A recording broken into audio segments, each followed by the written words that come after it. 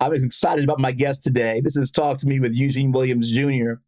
And, every time we get together, I bring you somebody beautiful, fantastic, wonderful, amazing in a variety of ways. This week is no exception.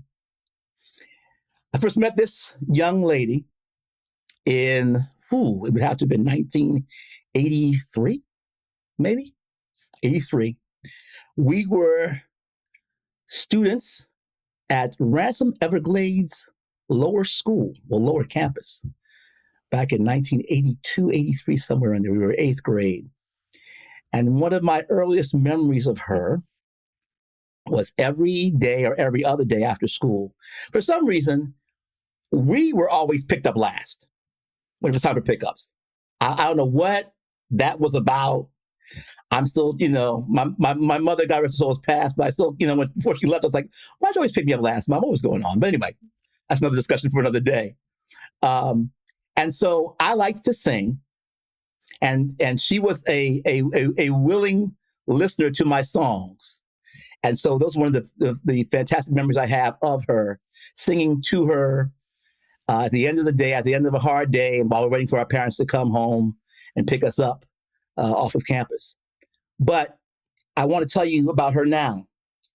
It's amazing how you have people that you're in your life and you go away from them for a long time. But when you see them again, it's like 40 years or 30 years, however long it's been, has not passed. It's like that for me now. This young lady, well, she's my age, but she looks way better than I. I love the young lady thing. She's a brand marketing strategist, a holistic business mentor. She's the founder and CEO of, now, is it Biz Life Love now, or is it Soul-Aligned? No. So, I have it. I won't explain that yet. Keep going. Soul-Aligned CEO. Yeah. She's the CEO of Soul-Aligned CEO. Okay. And she helps heart-centered, purpose-driven coaches, practitioners, and entrepreneurs create a soul-aligned business. And so when I saw that, I said, I like the idea of a soul-aligned business, because everybody needs to do something that feeds their soul. So I'm thinking I'm on the right track in terms of what she does. I'll let her tell you more about who she is, what she does, what her organization does as we get into the interview. But I will also let you know that this lady and I have been through some really wild times together in a good way. I will never tell the full story, but there's a story waiting in the Everglades, the ghosts of the Everglades. Have a story waiting for them, an outward bound journey when we really had to look out for each other. I'll put it that way. We had to look out for each other. Oh, yeah. Ladies and gentlemen, put your hands together and give it all up for the wonderful Michelle Rabell. Michelle, it's good to see you. Thank you. What a beautiful introduction. And the song that I remember most that you sang was Join Us from Pippin. Yes, that was the song from Pippin when I was the lead player in the school production of Pippin, playing Ben Vereen's part. So good. Anybody who has not heard you sing is missing out completely. Yeah, that was a long time ago, but thank you for that. I remember that was the song I would always sing. That is right. That is correct. Yeah. So Michelle, look, we met each other in 1982, 1983, somewhere around there. We graduated together in 1987. So much has happened since then. And when I reached out to you and saw what you were doing, I said, I'm just excited to see Michelle doing something that's helping people, because in my mind, that's always where I remember you.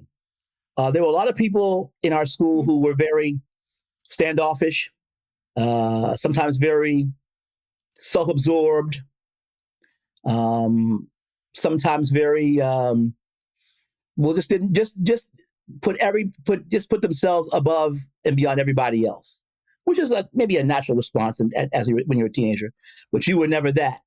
And so when I saw what you were doing, I said, yeah, that's who she is in the long run. She found who she was. So tell us about Soul-Aligned CEO. Thank you. Yeah, And I'll tell you a little bit. And what prompted you to get into it?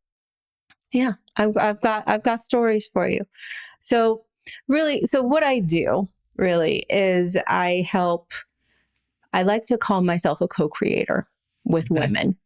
Okay. And what I do is I help women to really discover their genius, their purpose, and bring that together with their expertise and their passion to create a business and a life, because business doesn't happen in a bubble, right? Life, everything happens all around us. And create a business and a brand online that gives them freedom and fulfillment. And that's what the soul aligned piece is. And, what this looks like sometimes it's coaching. Other times I'm helping them to actually build a brand. Like one of the arms of the business is a brand boutique where we build brands and create these amazing websites that really represent um, authentically their unique genius and who they are and share their message. And the women I work with are very purpose driven and have a message to share with the world, an important message. And they usually are helpers, right? But when I think about it, what I really do, like what the mission is for me, what it's really about is to help women break free from generational and societal conditioning and limiting beliefs so that they can reclaim their voices and reach their fullest potential through what I call a soul aligned business. And when I say soul aligned business, what I mean is I believe business is a vehicle for growth and expansion for us. And so that's where the purpose driven piece really comes into it. Let me just say that it's important as the father of a daughter myself. I can appreciate what you're trying to do, because I know people say it's tired, it's corny, it's cliche, but it's been my experience in this almost 56 years on earth that women throughout the ages, they're catching it, man. They go through a lot of stuff, and it's a group of our demographic that we never really address the needs of. Such an important part of who we are as a species, but we never really take time to figure out what makes them tick, why they're feeling the way they're feeling, what motivates them to be who they are, and the glue that holds society together. And so when I see a business like yours that's trying to do that, I'm excited. Tell me what experience or what earliest influences led you to the idea that this is what I need to do for women at this time in my life. This is an interesting story that I thought twice about sharing. But, when I think about the earliest inspirations, like what led me to this, and I've done so much personal exploration and digging into where does this come from? Because I want to be sure I'm doing my purpose work, right? I help other people discover what that is. I want to be sure that I'm on track. Like, is this what I'm really supposed to be doing? And where does this even come from? How do I put the puzzle pieces together for that?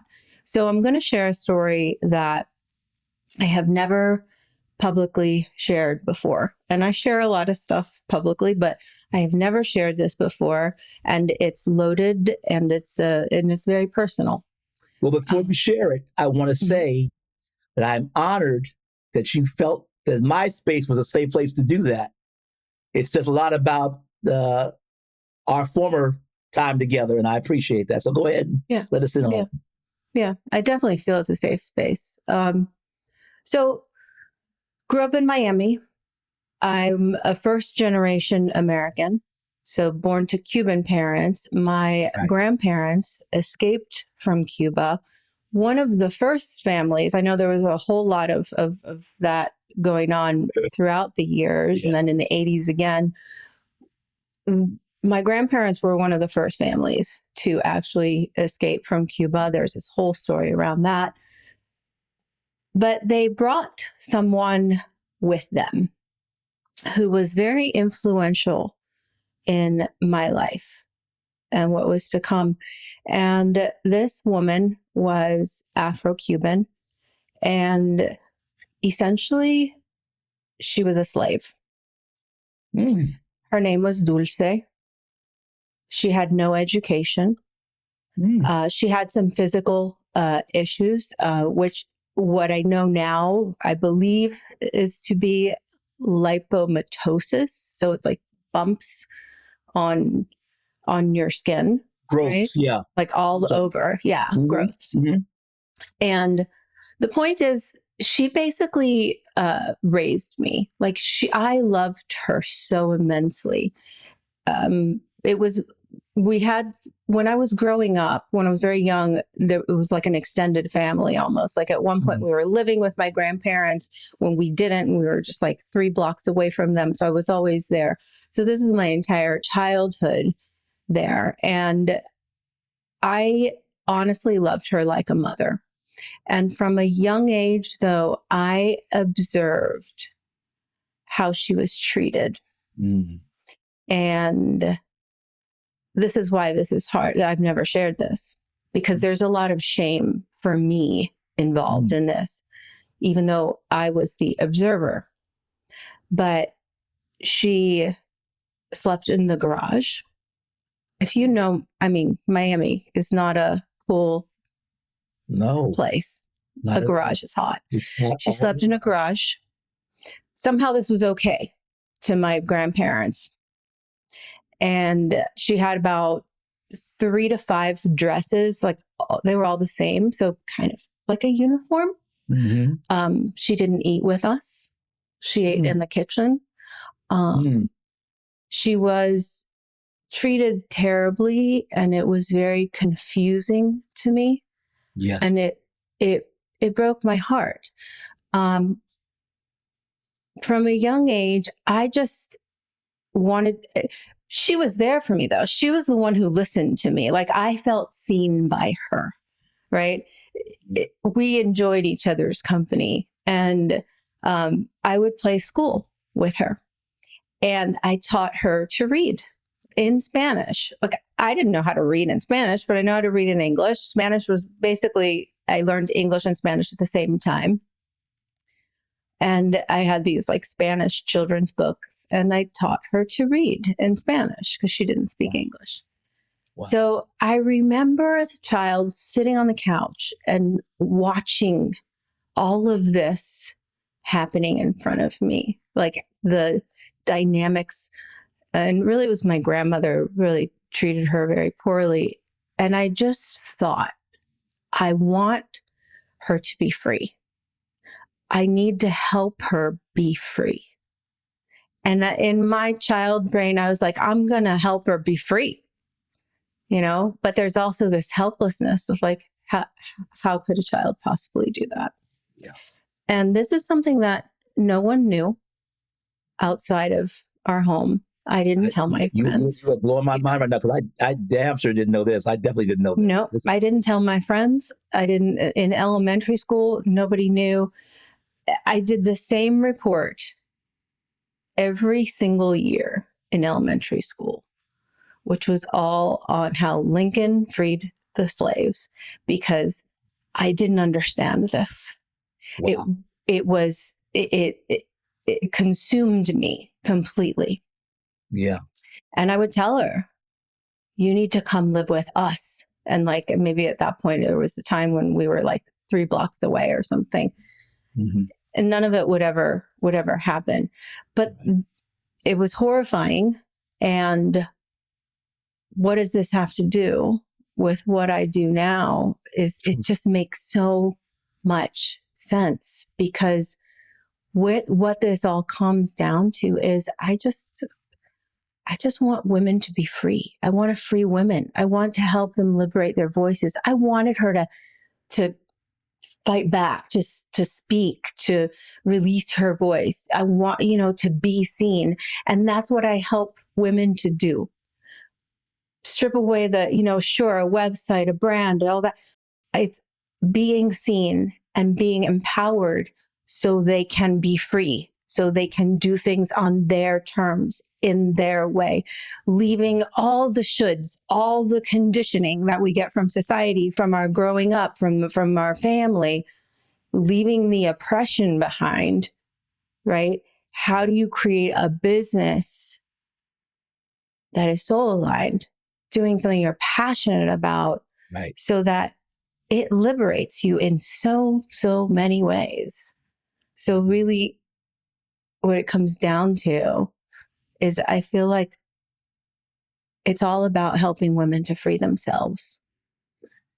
Wow, because I'm getting emotional just hearing that story, because one thing I remember about you, you believed in fairness. You didn't like when people were taken advantage of.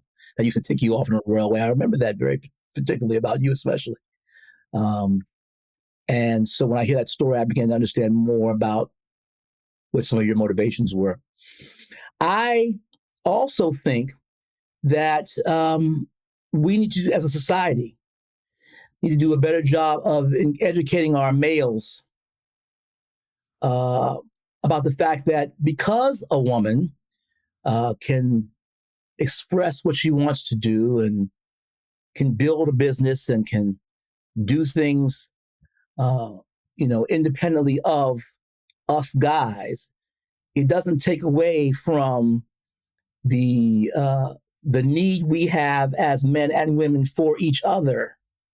We need to be able to respect that independence and still be able to, at some point, to come together and say, hey, we can also work together as a unit. And so I feel from hearing you talk that you believe those same things in many ways.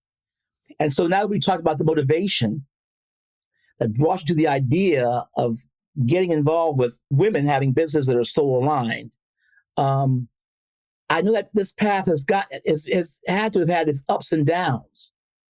And so what have been some of the benefits of this path that you've taken in terms of helping women be free?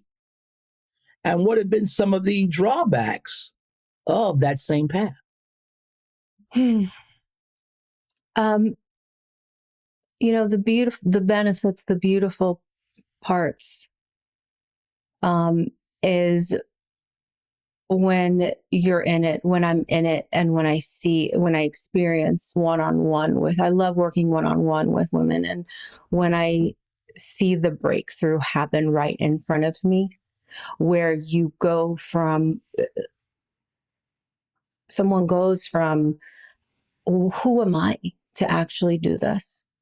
Like, who's going to listen to me? Who am I even to be here? Like, what do I think that I am? This is ridiculous. I'm like dreaming. From that, which is all conditioning stuff, right? That's coming through fears that come up, fear of success, fear of failure, fear of being judged. It's like all the stuff comes up when you have to be seen, right? It's vulnerable. So in that moment, to go through this process with somebody and to watch them come out the other side and watch their energy just completely shift. And they hold themselves up. Okay. And it's like, of course I'm doing this. Of course this is what I'm supposed to do. Hell yes, this is what I'm doing. Okay. And that is enough to keep me going. And that being said, it's not easy to be an entrepreneur.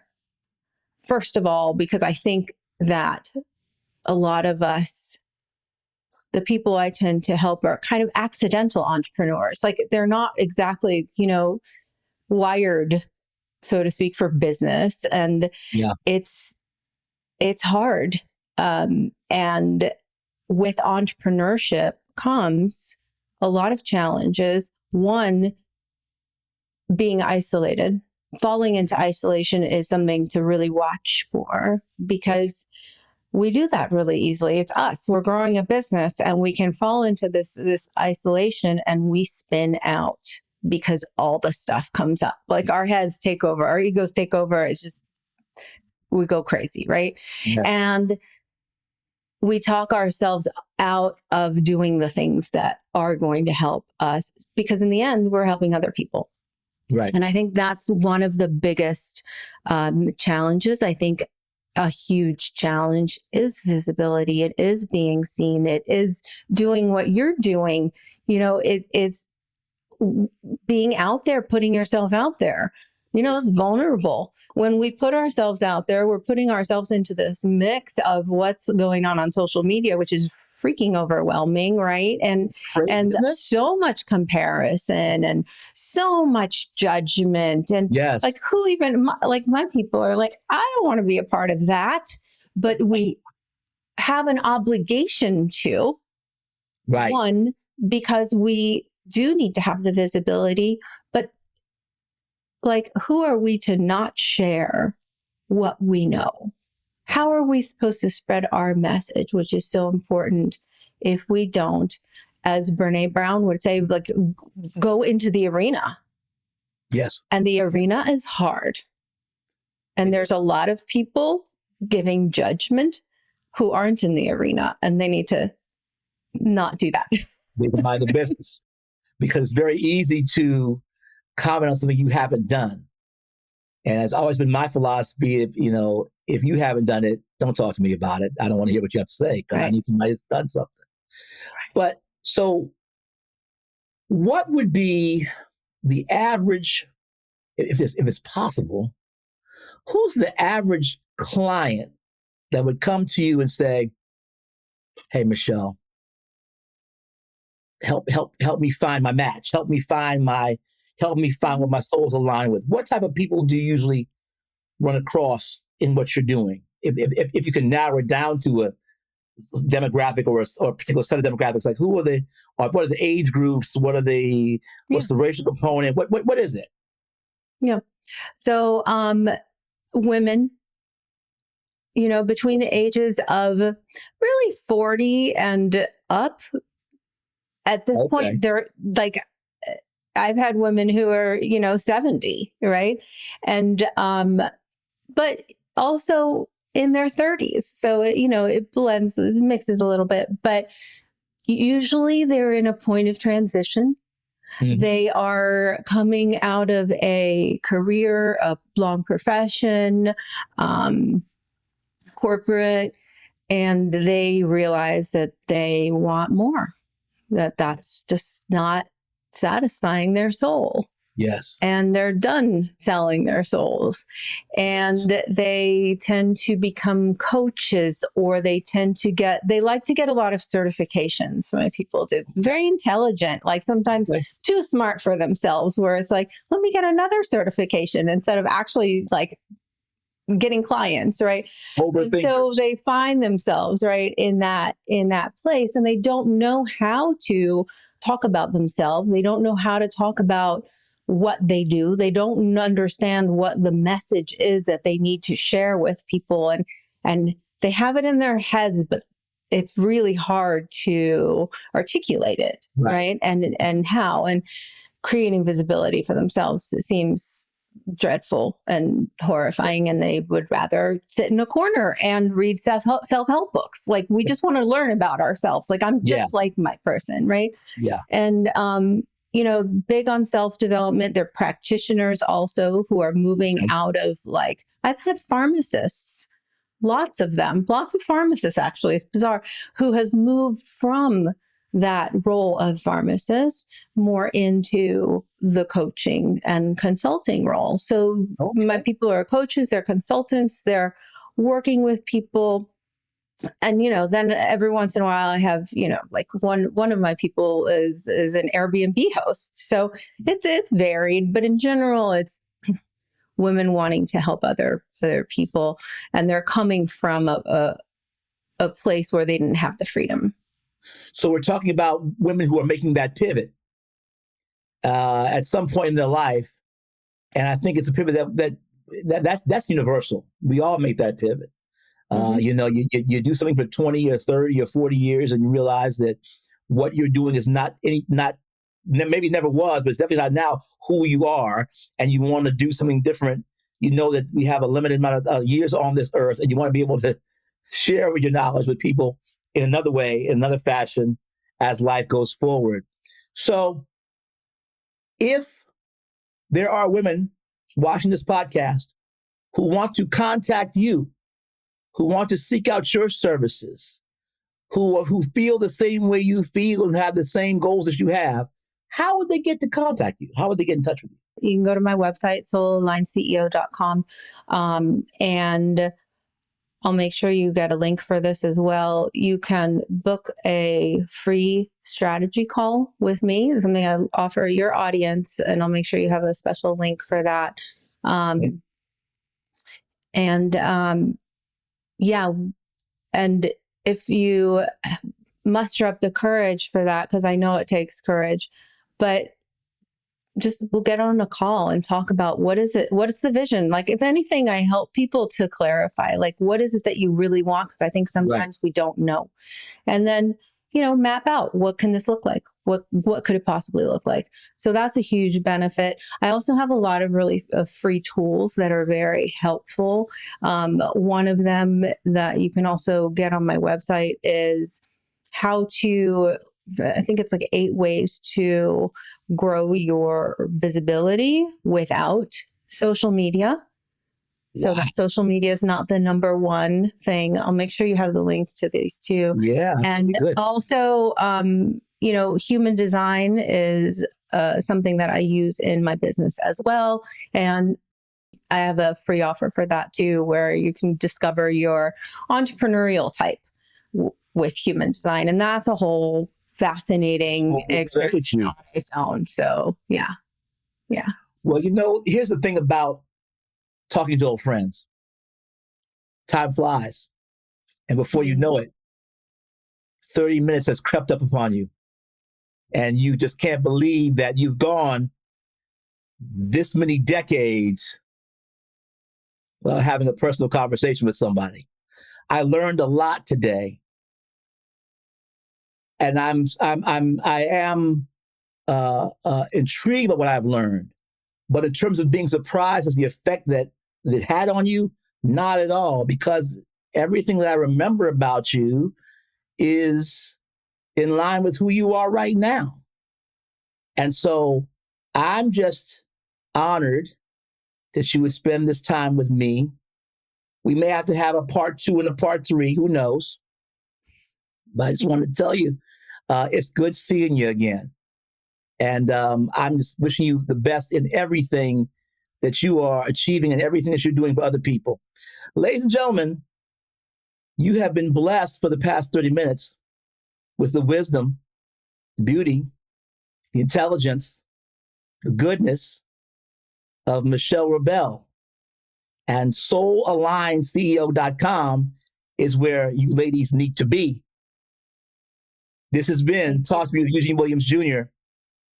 Be blessed. Have a great one.